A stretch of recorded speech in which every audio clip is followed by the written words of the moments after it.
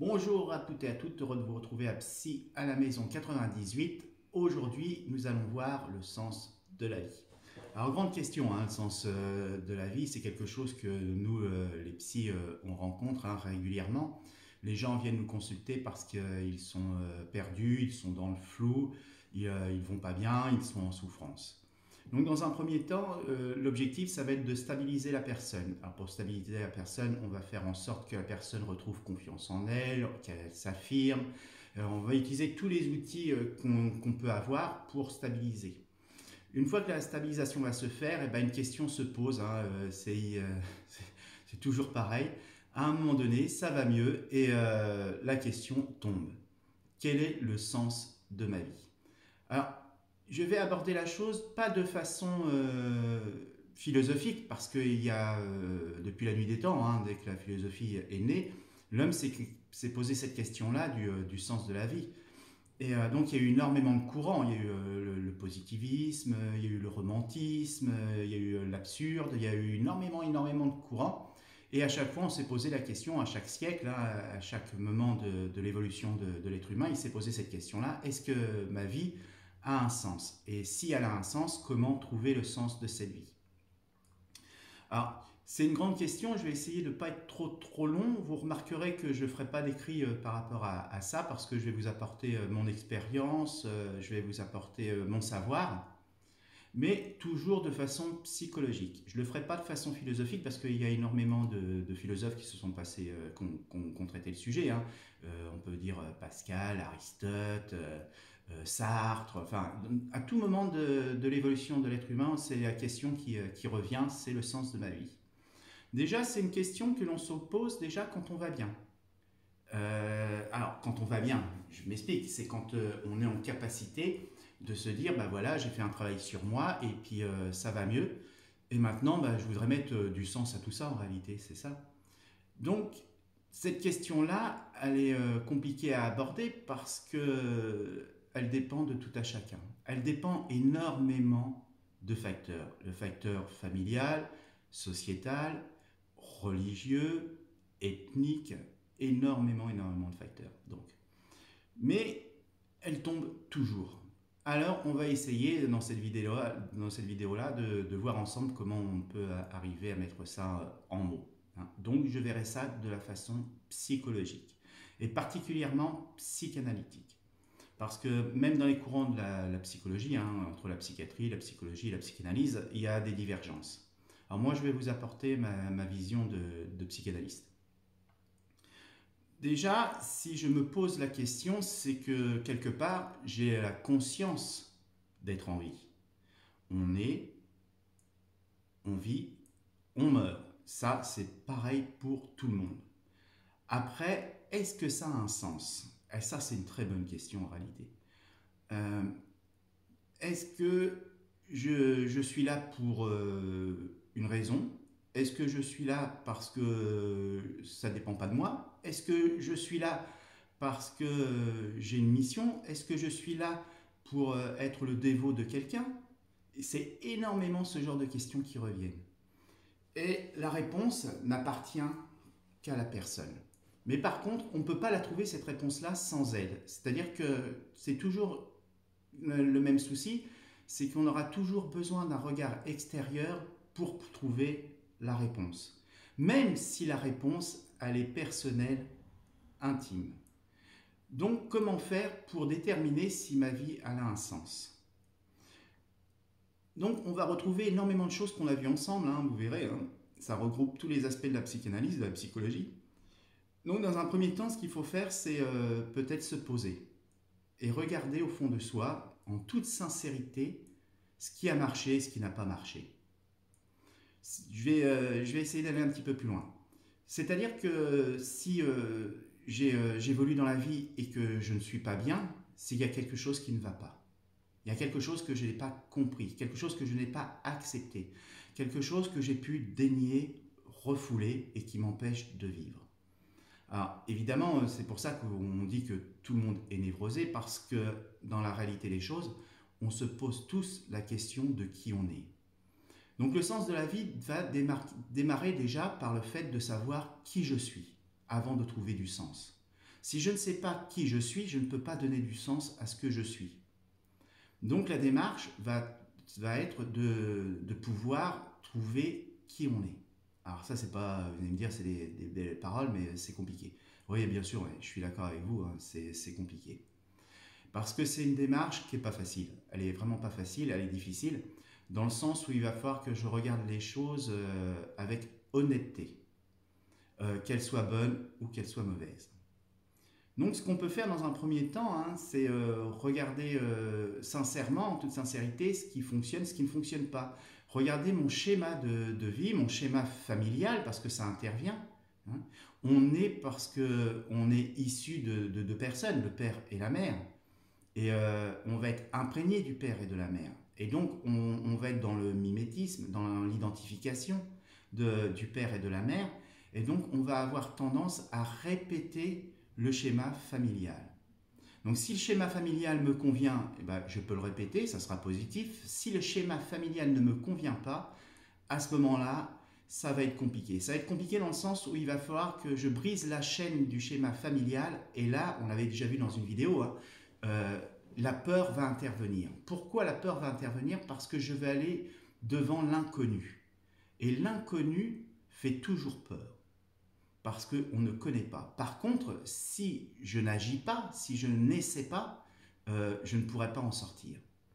Je vais m'expliquer, je vais vous donner un exemple. Par exemple, je suis dans une famille avec un passé d'alcoolémie assez fort. Et la simplicité voudrait que je répète ce schéma familial, c'est-à-dire que moi-même, je puisse être addictif à l'alcool. Parce que ça me paraîtra tout à fait normal, puisque dans ma famille, mon père buvait, mon grand-père buvait, mon arrière-grand-père buvait, puis on peut remonter loin comme ça. Donc l'alcool est imprégné dans la famille, ça fait partie du schéma familial, sociétal, et donc je vais le reproduire. Mais il peut arriver que cela ne me convienne pas. Ça me rende malade, que je sois en souffrance psychologique, physique, et donc je vais décider d'arrêter. Alors c'est une bonne chose parce que si moi j'arrête, il y a forte chance que les générations après moi ne soient plus addictes à l'alcool parce que j'aurais rompu le schéma. Mais une grande peur va intervenir. La grande peur, ça va être de se dire mais comment je fais, qu'est-ce qui va se passer, comment je vais être perçu par les autres si je ne bois pas, etc. Puisque je suis dans un milieu où l'alcool est présent. Donc c'est toutes ces peurs-là hein, qui vont faire que ça va être difficile de passer le cap. Par contre, si on arrive à passer le cap, à ce moment-là, la vie va changer. La vie va changer parce que j'aurai été fort, je vais maîtriser et je vais reprendre ma vie en main. Et en changeant le schéma familial, je vais changer mon chemin de vie. Alors ça peut être un sens de la vie. C'est-à-dire qu'en réalité, j'ai été le maillon de la famille, je suis arrivé dans cette famille-là pour casser ce phénomène et pouvoir passer à toute autre chose. Donc cet exemple-là, il est bon parce que c'est vraiment vrai. C'est vraiment vrai. C'est exactement ça, trouver le sens à sa vie. Alors, vous vous rendez compte que réussir sa vie, donner du sens à sa vie, c'est pas forcément travailler, réussir professionnellement, pas forcément avoir une famille, pas forcément s'épanouir avec la présence des enfants, etc. Ça dépend de chaque personne, de chaque destinée. Et c'est cette destinée-là qui va faire que ça me convient ou ça ne me convient pas. Mais si on regarde la chose dans le fond, ce sera toujours un choix personnel. À un moment donné, je vais mal, quelque chose dans ma vie ne va pas bien, je vais le déterminer, je vais travailler dessus et je vais le passer. Et à ce moment-là, arrive quelque chose d'extraordinaire, c'est que ma vie elle change, je suis beaucoup mieux, je m'éveille, j'apprends, je m'épanouis et je réussis. Donc, vous voyez bien que les facteurs sont nombreux et qu'il y a beaucoup de choses qui rentrent en compte. Donc, il ne faut jamais ignorer tous les facteurs, parce que ce n'est pas qu'un seul facteur. Là, j'ai pris l'exemple de la famille, mais ça peut être sociétal, ça peut être professionnel, ça peut être éthique, ça peut être religieux, ça touche vraiment toutes les couches. Mais si on fait ce travail-là, c'est pour ça que la psychanalyse est long, hein, parce qu'il faut travailler sur tout ça. Euh, Si on travaille sur tout ça, et ben, au bout du compte, on va être mieux, on va pouvoir s'épanouir, notre vie va changer et on va être bien, serein, calme, reposé et on va savoir où on va. On va pouvoir avoir un cap et on va le garder. Voilà. Donc il y a aussi ce système-là, hein. C'est-à-dire que tant que je ne me pose pas cette question du sens de la vie, je ne peux pas me donner un cap de vie. Parce que je vais être dans l'incapacité de pouvoir me projeter dans le futur, puisque je ne sais pas, puisque je n'ose pas, puisque je n'agis pas. Et que bah, j'ai peur. Donc il faut travailler sur les peurs, et travailler sur toutes les peurs, parce qu'on n'a pas qu'une peur, on a des peurs. Mais à partir du moment où je vais comprendre que ma peur elle est régie par le fait de ne pas savoir, hein, c'est pour ça que j'ai dit dans plusieurs vidéos, vaut mieux savoir que pas savoir. Même si c'est difficile, même si ça nous donne une mauvaise image de nous, même si c'est douloureux, eh ben, vaut mieux savoir que pas savoir, parce que ça va nous permettre de pouvoir nous outiller pour combattre cette peur. Donc, le sens de la vie appartient à tout à chacun en fonction de tous les facteurs qu'on a évoqués. Mais est-ce que c'est suffisant pour trouver un sens à sa vie? Non, pas encore. Il y a encore d'autres choses qu'il faut aborder. Il faut aborder aussi ses convictions propres, ses désirs propres, savoir qui je suis réellement, ce que je veux, ce que je vaux, ce que je suis. Et ça, c'est un travail qui est très dur, très dur. Ça, je ne vous dirai pas l'inverse, c'est très dur. Mais là aussi, quand on fait ce travail sur soi, on peut arriver à comprendre pourquoi on est là. Je me suis aperçu dans ma pratique que énormément de personnes se trouvent décalées par rapport à ça. C'est-à-dire qu'ils essayent de faire tout bien. Hein, ils ont passé une enfance à peu près normale. Évidemment, il y a toujours des traumas, hein, on a tous confronté à des traumas.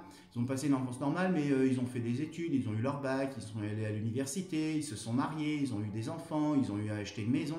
Enfin, schéma traditionnel, et pourtant ils ne sont pas bien. Ils ne sont pas bien parce qu'en réalité, c'est peut-être pas eux.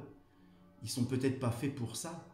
Mais comme le normatif, la norme, la société veut que ça soit comme ça, eh ben, ils font comme ça. Mais ils se sentent pas bien. Donc trouver du sens à sa vie, c'est pas se conformer non plus. Ça aussi, c'est difficile. Quand je prends conscience que je suis pas conforme, eh ben, il va falloir que j'apprenne à vivre avec ma différence. C'est pas parce que je suis borderline que je ne peux pas vivre en société.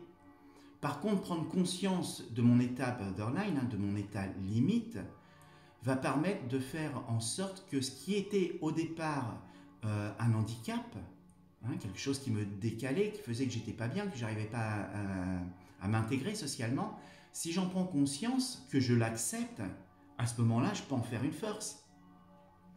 Si par exemple, ça n'empêche pas de, parce que je suis pas dans l'angle, ça n'empêche pas de faire des études. Après, il faut déterminer les études qui correspondraient à mon handicap. S'adapter.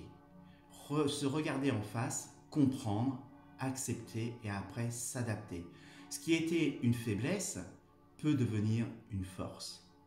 Et je l'ai vu dernièrement, hein, je l'ai vu dans ma pratique dernièrement où j'avais un jeune homme hein, qui faisait des études de droit, qui était borderline. Et en réalité, il s'est aperçu qu'en faisant du droit, il arrivait à se stabiliser, ça lui correspondait. Ce qui fait que maintenant, il a une licence en droit et qu'il a intégré une école qui s'occupe de formation sociale. Et il est tout à fait à l'aise et il a fait de son handicap initial une force. Il se connaît, il connaît ses limites, il connaît son problème et il n'ignore pas. Il sait qu'il y a des phases difficiles, des phases plus faciles, mais il en a fait une force et il a réussi. Voilà, c'est exactement ça. C'est-à-dire que aussi trouver du sens à sa vie, c'est regarder ses faiblesses et en faire une force. Alors, vous allez me dire, ça explique peut-être pas le mal-être, la souffrance. Eh bien, je me suis aperçu aussi de ça dans ma pratique, c'est que l'être humain, et c'est archaïque, hein, c'est primaire, c'est préhistorique, mais l'être humain se focalise toujours sur ce qui ne va pas et ne regarde pas ce qui va bien. Et quand on fait la liste de ce qui ne va pas et de ce qui va bien, eh ben, on s'aperçoit qu'en réalité, alors que je pensais que tout allait mal, En réalité, autour de moi, il y a plein de choses qui vont bien. C'est pas parce que, par exemple, je vais vous donner un exemple pour que ce soit un peu plus clair. C'est pas parce que on m'a fait une mauvaise réflexion dans la journée que ma journée va être perdue. Je vais me focaliser sur la réflexion qu'on m'a fait, qui m'a heurté, qui a heurté mon narcissisme, mon ego, et je vais oublier que dans cette journée-là, il y a eu plein de choses intéressantes, comme il a fait beau, il a fait chaud, on m'a offert un café, j'ai pas eu d'accident de voiture en venant au travail. Vous voyez, c'est tout ça. Tout ça, c'est positif. Et parce qu'on m'a dit une chose qui m'a heurté, eh ben, je vais croire que ma journée, elle est moche. Alors que non. Mais ça, c'est humain. D'accord? Mais en prendre conscience permet réellement de relativiser ce qui va mal. Parce que dans notre vie, tout ne va pas mal. Il y a des moments de bonheur, de joie, d'existence fort. D'accord? Donc, c'est aussi à prendre en compte ce phénomène de se focaliser sur ce qui va mal et oublier tout ce qui va bien. Parce qu'en réalité, il y a énormément de choses qui vont bien. Et comme on nous montre que ce qui va mal, ben, on est persuadé que tout va mal. Alors là aussi, l'environnement va jouer énormément. Hein. Si je suis policier en région parisienne et que j'interviens tous les jours dans des cités difficiles, je vais croire que le monde est violent, que le monde est moche, que le monde est déviant, etc. D'accord? Parce que ma pratique de tous les jours fait que je suis confronté à ça. Alors que je peux être dans un village en campagne paysan et ne pas être confronté à la violence, ne pas être confronté à la misère sociale, ne pas être confronté et être bien. Hein? Donc ça aussi, l'environnement joue un rôle. C'est très important, il faut le comprendre aussi. Ce qui veut dire que des fois, quand on est mal, on est en souffrance, changer de lieu, d'endroit, peut permettre aussi d'aller mieux. Hein? Ça joue aussi l'environnement. Bon. Mais tout ça, c'est beau, mais ça donne toujours pas de sens à la vie. Ou alors, on peut dire, est-ce que la vie a un sens? Pendant très longtemps, je me suis dit que ça n'avait pas trop de sens et qu'il fallait vivre au jour le jour et que profiter de chaque instant présent, carpe diem, hein, c'est-à-dire profite de l'instant présent mais sans faire n'importe quoi. Hein. D'accord, on est bien d'accord, pas faire n'importe quoi. Mais voilà. Et à force de travailler, d'évoluer, de grandir, de vieillir, je me suis aperçu que la vie, elle a un sens. Alors, certains diront que la vie, elle a le sens qu'on lui donne. Je pense que c'est au-delà de ça. C'est pas le sens qu'on lui donne. Non, non, non. Je pense qu'on a tous un rôle à jouer et que ça fait partie de notre évolution. Je vais m'expliquer. Il y a dans le bouddhisme, d'accord, on va parler de réincarnation. Alors, n'ayez pas peur, hein, je ne pars pas dans l'ésotérisme, hein, pas du tout, ni dans la spiritualité. Mais dans le bouddhisme, il y a la réincarnation. Le problème, c'est que cet abord de la réincarnation, chez nous occidentaux, nos gourous, entre guillemets, hein, parce que gourou, ça veut dire sage hein, en hindou. Mais les gourous occidentaux ont été déviants sur la définition de ça et elle n'est pas bonne. Donc je vais reprendre la vision de l'incarnation hindoue telle qu'elle est pratiquée en Inde et ailleurs, hein, parce que c'est un art de vivre, hein, c'est pas une religion, ça appartient pas qu'à un pays. Mais on va prendre le sens initial. Le sens initial, il dit, voilà, vous êtes réincarné dans un être humain parce que vous avez quelque chose, une mission, quelque chose à faire que vous n'avez pas saisi dans votre réincarnation d'avant. Et tant que vous n'aurez pas compris ce pourquoi vous êtes là, et tant que vous n'aurez pas travaillé dessus et que vous ne l'aurez pas déterminé, vous ne pourrez pas passer au stade suivant. Eh bien, je crois que c'est ça. Parce que dans la réalité des choses, je m'aperçois que quand les gens prennent conscience de ce qu'ils sont, de leur rôle, de leur position, de ce pourquoi ils sont faits et ce pourquoi ils ne sont pas faits, et bien là c'est magique, ils se trouvent, ils se réalisent. Alors je reviens, se réaliser, c'est pas être le plus riche du monde, c'est pas être le plus beau du monde, c'est pas être le plus grand influenceur du monde, c'est pas être le politicien qui va diriger le monde, pas du tout, du tout. Le sens de la vie, c'est le sens que l'on lui donne, mais personnellement, intimement. Et une fois qu'on l'a trouvé, eh ben, c'est là où on peut aller vers l'éveil. C'est-à-dire accepter ce que je suis. Peut-être que le sens de ma vie, c'est peut-être que de ne pas me lever le matin à 7 heures et d'aller travailler à la chaîne à Renault pendant 8 heures par jour. Le sens de ma vie, c'est peut-être pas d'avoir une famille. Le sens de ma vie, c'est peut-être pas d'être dogmatique dans ma pratique religieuse. Peut-être qu'il y a d'autres choses. Il faut arriver à le déterminer pour se libérer. D'accord ? Ne pas rentrer dans le système métrique sociétal, c'est-à-dire ne pas être un mouton et accepter de ne pas être un mouton. Ça veut dire accepter sa différence. On est tous différents. Donc essayer d'être comme tout le monde, ça nous perd, c'est pas nous. Donc c'est là la difficulté, la plus grande difficulté, c'est accepter qui je suis. Et une fois qu'on a compris qui on est, eh ben, à ce moment-là, ça nous paraît clair. On va ce vers quoi on est poussé, on doit être amené, et on va faire les choses que l'on doit faire. Et là, c'est bizarre, c'est étrange, mais ça fonctionne. Et une fois qu'on est dans le bien-être, dans l'éveil, eh ben, c'est un plaisir de chaque instant, de chaque minute. C'est magnifique de se trouver. C'est au-delà du matériel, du spirituel, c'est beaucoup plus fort que ça. Hein. Moi, je le compare à ce que disent les gens qui ont fait des EMI quand ils parlent d'amour incommensurable. Et ben, je pense que c'est ça. C'est une question d'amour. Quand on a compris ça, hein, et qu'il faut s'aimer, qu'il faut aimer les autres, et ben, on se libère de tout. Et on accepte ce qu'on est, et on accepte de ne pas être comme tout le monde, on accepte de ne pas être des moutons. Hein, je le répète, mais c'est important.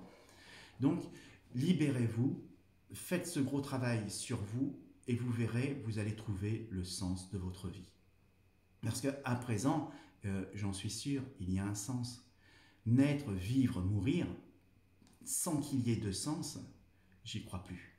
J'y crois plus. Je pense qu'il y a un sens. Et que tout notre travail de notre vie, c'est ça, c'est de se trouver sa position, trouver son bien-être, trouver son évolution, trouver son éveil, grandir.